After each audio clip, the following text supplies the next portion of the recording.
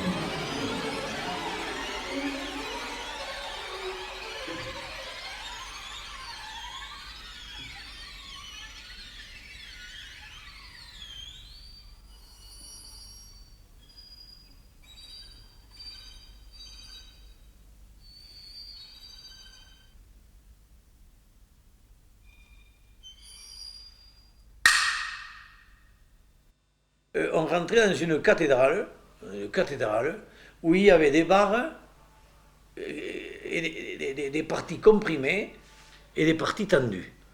Cette salle, elle faisait, mettons, 10 sur 10. Il y avait des plots de départ de barres où nous avions scellé des ferrures suivant les épures. Ces ferrures galvanisées recevaient des goupilles. Parce qu'après, il gardait la vieille pierre, il faisait une fente de lumière, le toit était découvert. En fait, c'était comme si tu posais une table au milieu des murs en pierre, là. Mais ça, bon. Et pour moi, c'est autant la prouesse était intéressante, c'est inadéquat, quoi. Et ce qu'on lui avait dit, mais c'est que quand ils vont être ici, ils vont se payer tous les câbles, quoi. Même en les mettant sur des plots, là, ça partait tous les mecs. Il n'avait rien voulu entendre, voilà. Et après, effectivement, ça finit en procès, cette histoire. Alors il me dit, mais ce qu'on fera, on mettra des banquettes autour de ces plots. Comme ça, les gens ne se cogneront pas, on est peut-être au plot.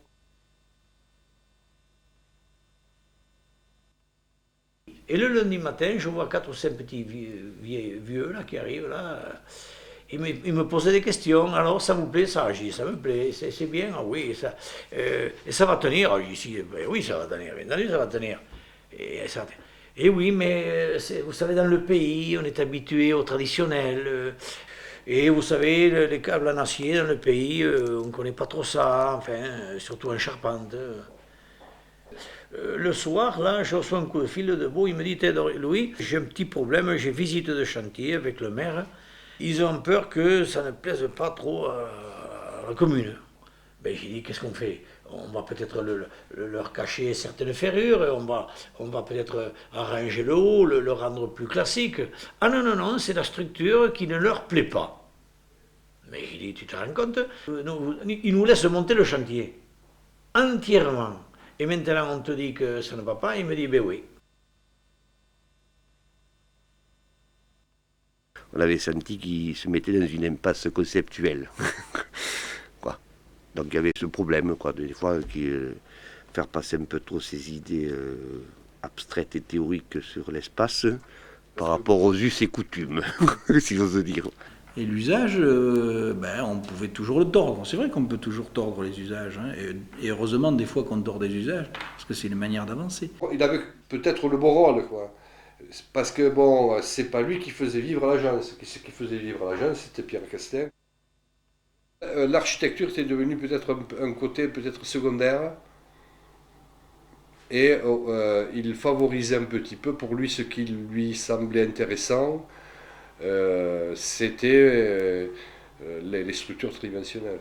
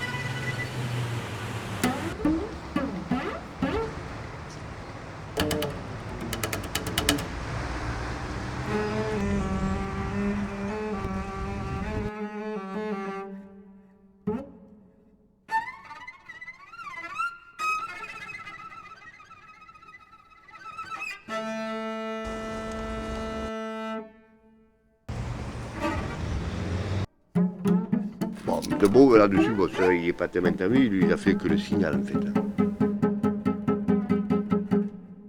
Ouais, c'était le prétexte à faire une expérience, quoi. Le tridimensionnel courant, c'est quelque chose qui est sorti de l'esprit de pas mal de gens, sans doute, à travers le monde. Mais ce qui est intéressant dans la démarche de Pierre, c'est qu'il est sorti des contraintes du tridimensionnel traditionnel, en introduisant de la flexion, en se donnant toutes les libertés alors de laisser filer ces éléments où il voulait. Un fléau pouvait être long, l'autre court, et il arrivait à créer des structures stables, mais de forme illimitée, infinie. Et c'est là tout le génie qu'il a eu, c'est de créer une famille de structures.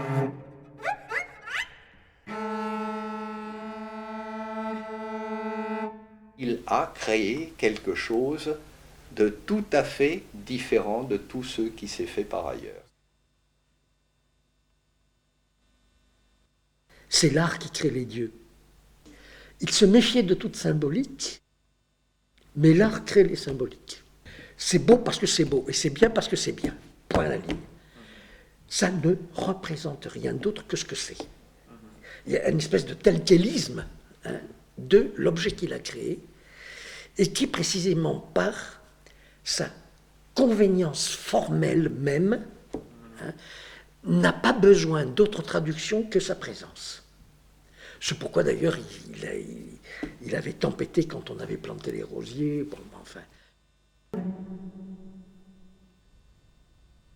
Il avait une passion pour l'architecture romane, la sculpture romane, l'architecture romane.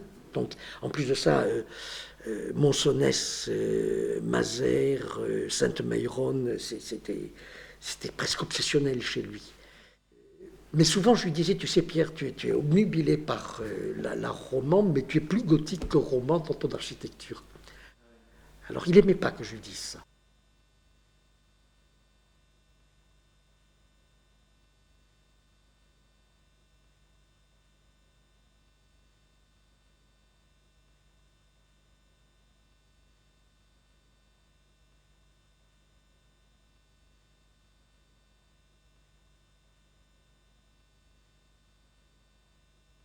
Quand je me mets au travail, au fond, je crée mon espace. Nous autres architectes, nous avons la malédiction de travailler, de devoir travailler, je crois que c'est pas vrai d'ailleurs, c'est pas absolu, mais de travailler encore dans un espace hérité, celui même que j'appelais hier l'espace boîte ou l'espace poubelle. Et qu'avant, les architectes étaient dans la nécessité d'inventer leur espace. C'est-à-dire, se donner, Élisée Vitruve, bon Dieu, il l'a dit, se donner les conditions du travail que l'on va faire, déterminer un jeu de mesures qui a un nom en grec, ça s'appelle symétrie, etc., etc.